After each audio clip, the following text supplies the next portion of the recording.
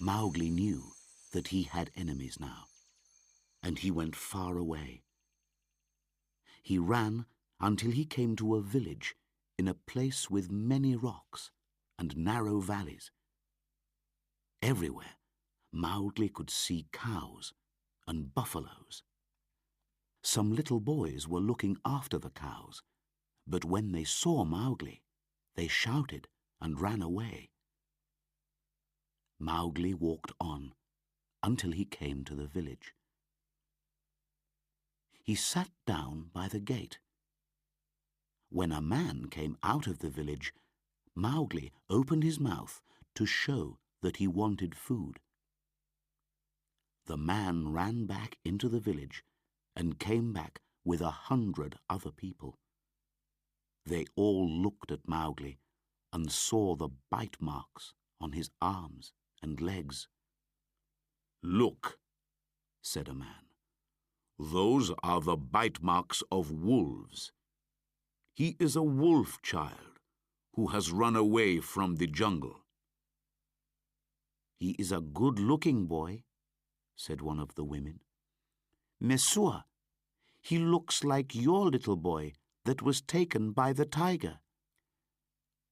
"Let me look," said Messua. "Yes, he is thin, but he looks like my son." "Take him to your house, Messua," the villagers said. "The jungle took your boy, and the jungle has given you this one back." The woman called Messua took Mowgli to her house and gave him milk and bread. This was Mowgli's first time in a house, and he did not like it. It felt like a prison. "But I am a man now," he thought, "and I must do what men do. I must also learn to speak like men." He knew all the many languages of the jungle, and so it was easy for him to learn the sounds of men. That first evening, he learned many words from Messua. But that night, he did not want to sleep inside the house. So he climbed out of the window and went to sleep in a field near the village.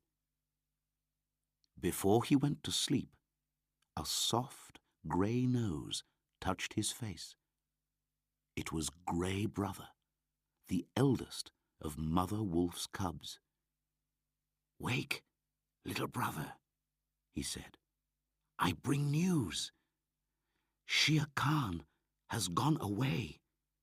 You burnt his coat with the red flower, but he says that when he comes back, he will kill you." "I remember also what I said about Shere Khan," said Mowgli. "But it is good to have news. Will you always bring me news, Grey Brother?" "Yes, little brother. But you will not forget that you are a wolf? You will not forget us when you are with men?"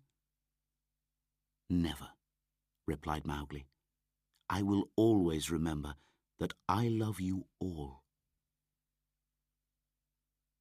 For 3 months, Mowgli learned how to be like a man.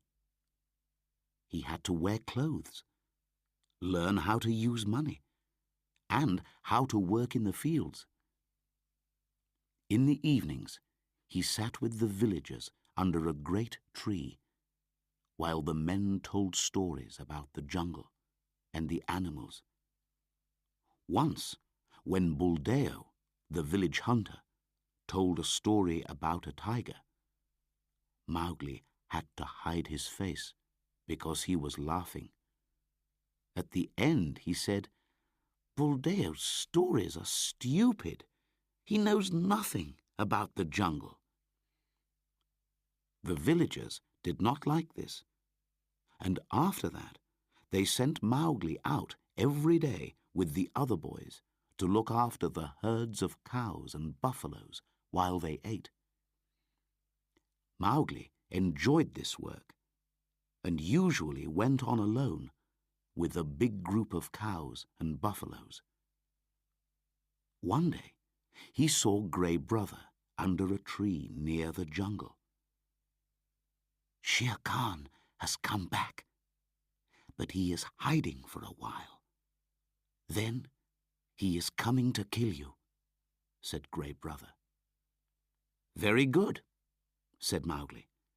"Tell me when he comes. Meet me at the river by the big dak tree with golden flowers. I will watch for you there every day." Day after day, Mowgli went out with the herds, but there was nobody at the dak tree. Then, at last, the day came when Grey Brother was waiting for him. "Shere Khan has waited for a month and is hoping that you have now forgotten about him," said the wolf. "He's going to wait for you at the village gate this evening. But now he is hiding in the big dry ravine of the Waingunga. I met Tabaqui this morning." Here, Grey Brother showed his teeth a little. "And before I broke his back, he told me all about Shere Khan's plan." "Has Shere Khan eaten today, or does he hunt empty?"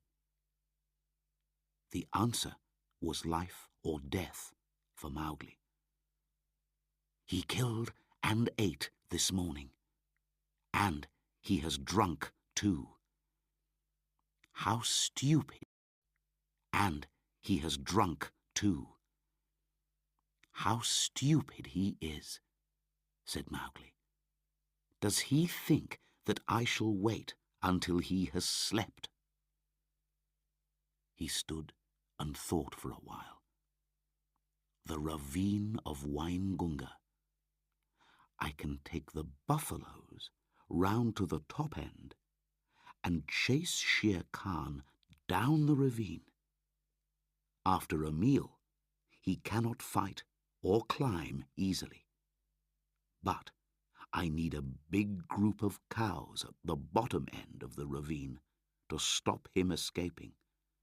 Then we will catch him between the buffaloes and the cows. Can you help me, Grey Brother?" "Not I alone," said Grey Brother, "but I have someone who will help me." And the big grey head of Akela came out from the trees. "Akela! Akela!" said Mowgli. "I knew you would not forget me." The two wolves ran here and there among the herd, and soon the cows and buffaloes were in two groups. Already they were getting excited and dangerous. The other herd boys, who were watching a long way away, ran back to the village with the news. "Keep the cows together, Grey Brother," called Mowgli. "Drive them into the bottom end of the ravine and keep them there until we come down. Akela, you and I will take the buffaloes round to the top." They drove the buffaloes round in a big circle uphill. It took a long time because they did not want Shere Khan to hear them. At last, Mowgli was ready.